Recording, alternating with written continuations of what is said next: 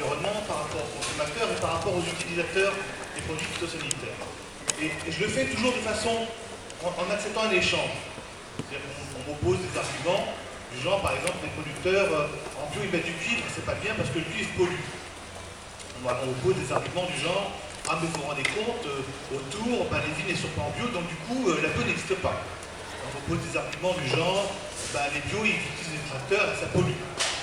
Et j'ai plus envie de discuter sur ces questions-là, parce que on va finir par faire croire que ce sont les bio qui polluent et que les autres ne polluent pas. On finit par inverser le processus, on finit par inverser la logique, et on laisse entendre que les bio polluent plus que les autres. Je veux bien une discussion, mais qu'on m'apporte des éléments précis. Est-ce que les gens qui sont en conversion, en lutte raisonnée, n'utilisent pas de cuivre? Eh bien si, ils utilisent du cuivre. Ils utilisent des produits phytosanitaires et du cuivre. Si on reproche aux bio d'utiliser du cuivre, parce que c'est un produit qui est toxique, interdisons le cuivre pour ceux qui sont en chimie. Si on interdit le cuivre aux personnes qui sont en chimie, vous allez voir tout de suite les réactions qui vont être extrêmement violentes et vont dire non, on ne peut pas nous interdire d'utiliser du cuivre. Le soufre, c'est à peu près les mêmes discussions. Les producteurs en bio mettent du soufre, très bien. Ils ont une charte privée qui est à peu près à 50% de ce qui est autorisé légalement en conventionnel, et on me dit, mais moi je suis en conventionnel, mais je mets moins de soufre que les autres. Très bien, faisons une réglementation pour les gens qui sont en conventionnel, et réduisons officiellement les doses de soufre pour les gens qui sont en conventionnel.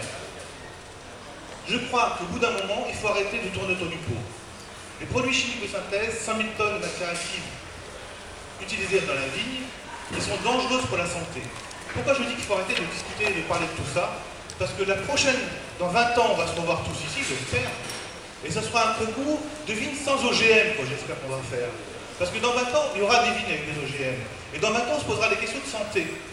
Donc la bio, il faut absolument clore le débat sur la bio et dire que toute production en bio est une production qui respecte l'environnement, qui respecte le consommateur et qui respecte l'utilisateur.